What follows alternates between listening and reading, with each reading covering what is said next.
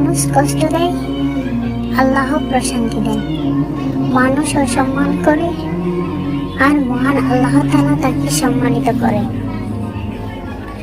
কেউ কষ্ট দেওয়াতে অভিযোগ করেনি ঠিকই, কিন্তু আঘাতের যন্ত্রণা আরশের রবের নিকট ঠিকই পৌঁছে গিয়েছে। প্রতিটি দিন এক একটি সুযোগ নিজেকে আল্লাহর প্রিয় বান্দা করে নেওয়ার। জীবনে কিংবা আশেপাশে এমন কিছু মানুষ থাকা প্রয়োজন যাদের নিকট সমস্যা বা কষ্টের কথা শেয়ার করলে দোয়া করতে বসে যাই।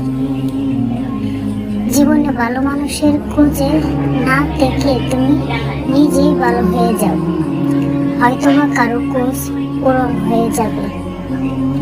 এতটা শক্ত হও যতটা শক্ত হলে কোনো আঘাত তোমাকে ভেঙে ফেলতে পারবে না। আর শক্তি কিভাবে আসবে জানো? তোমার রবের সাথে সম্পর্ক মজবুত করার মাধ্যমে। ফুল নিয়ে আসো বা না নিয়ে আসো, ভালোবাসা নিয়ে আসতে বলো না। আমাকে আমার রব যদি পছন্দ করেন, তাহলে কারো পছন্দ অপছন্দ না করাতে আমার কিছুই যায় আসে না। সকল কাজের পিছনে নিয়ত যদি আল্লাহর সন্তুষ্টি না হয়, তাহলে সব বিফলে যাবে, ফলাফল হবে পূর্ণ।